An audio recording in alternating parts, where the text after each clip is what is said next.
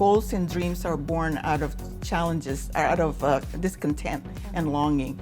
Discontent for what you're not happy with your current situation, and longing for something that you don't have. You know, you ask yourself, are you happy with your current situation in those 4 areas that I mentioned before? Your health, your relationship, your vocation, and time and money freedom. And from your discontent and longing, you design a dream. You discover and design a dream. What would you love for your life? Ask yourself, what would you love?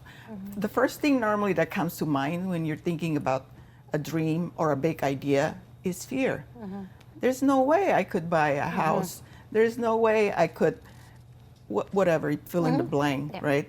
I'm too old. There's no way I could find a man of my Limiting beliefs. dream. Limiting beliefs. That was the first thing that come to mind. So where the dream building process is that suspend the know-how, how you're going to get there. You just need to know the beginning and the ending. And because if you, if that is the first step. You discover, and you dream it. You write it down, and you imagine what you're feeling, how it would be as if it already happened. In fact, when we ask our clients to write down what they would love, we said, just imagine that we're going into a time machine 3 years from now, and we are now after 3 years. Pretend that here we are. So you take a piece of paper and pencil and pen and write down, I'm happy and grateful.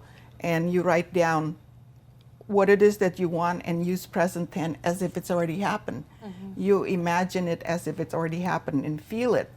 Feel it. Who are you with? What is the scenario?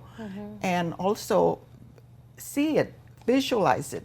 So you visualize it, you're imagining it as if it's happening right now. You use the present tense, because what happened is when you're doing that, your brain is communicating with your subconscious mind to look for the opportunity and resources to help you get from point A to point B. So all of a sudden you're triggering these things probably coming around in your mind, or you start seeing things a little differently, or opportunities probably start coming. So you ask, you ask your client to write down their vision. What would they love for their life? And then once you know what it is that you want, it's just kind of a brainstorm in the beginning, but clarity is power. The more clear you are, the more vivid what it is that you want, like the more your subconscious mind will help you find the resources and opportunity to get from point A to point B. And then once you do that, then the next step is you need to decide for your dream. What I mean by deciding for your dream is you have to make commitment. Because when you start going through the dream building process, there may be things that you need to give up. For example, you have your old habits and pattern. If you're trying to reach a big dream, you may have to let go of whatever it is that you use, your old habits. Maybe you procrastinate.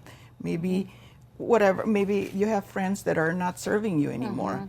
So, because, and you need to get out of the comfort zone.